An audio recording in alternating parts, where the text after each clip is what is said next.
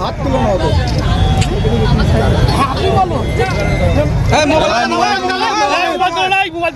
আমাদের কালীগঞ্জ ব্লকে তৃণমূল কংগ্রেসের প্রার্থী আমাদের যে মমতা ব্যানার্জির আশীর্বাদ জন্য প্রার্থী এবং অভিষেক ব্যানার্জি এবং মোহাম্মদের আশীর্বাদ জন্য প্রার্থী আলিমান আহমেদ আপনাদের সামনে কিছু বক্তব্য করবেন।